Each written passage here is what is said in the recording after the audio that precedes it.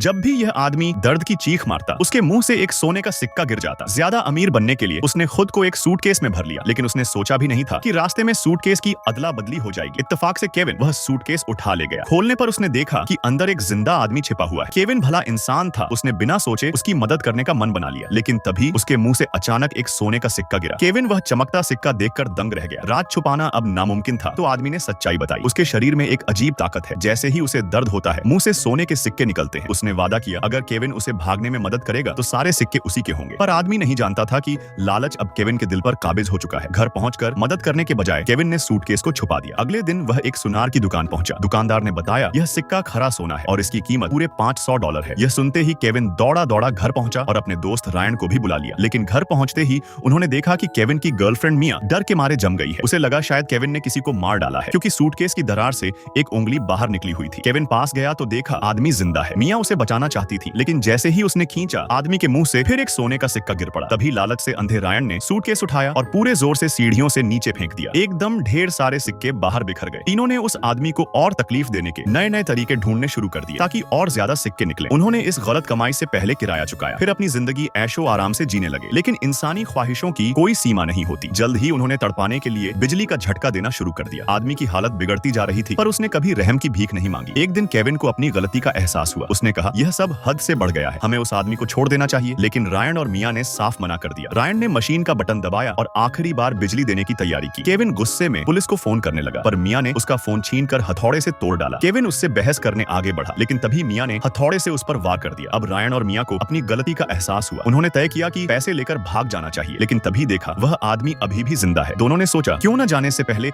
आखिरी बार और सोना निकाला जाए। उन्होंने फिर से बिजली का झटका दिया, पर इस बार आदमी जोर जोर से हंसने लगा। उसकी आंखों से अजीब सी सुनहरी रोशनी निकल रही थी। तुरंत पूरे कमरे में काली धुंध छा गई और सूटकेस का आदमी अचानक एक भयानक दानव बन गया। दोनों डर के मारे पत्थर की मूर्ति जैसे जम गए, पर अब बचताने का कोई फायदा नहीं था। दानव के पास पहले से ही 2 खाली सूटकेस रखे थे। अब वक्त आ गया था कि वे अपनी लालच की सजा भुगतें। अगले ही पल दानव ने इंसानी रूप धारण कर लिया। दोनों नए सूटकेस लेकर हवाई अड्डे पहुंचा और स्टाफ की मदद से उन्हें आसानी से कन्वेयर बेल्ट पर रख दिया। लगता है लालच में अंधे रायन और मिया आखिरकार अपनी असली सजा भुगतने वाले थे।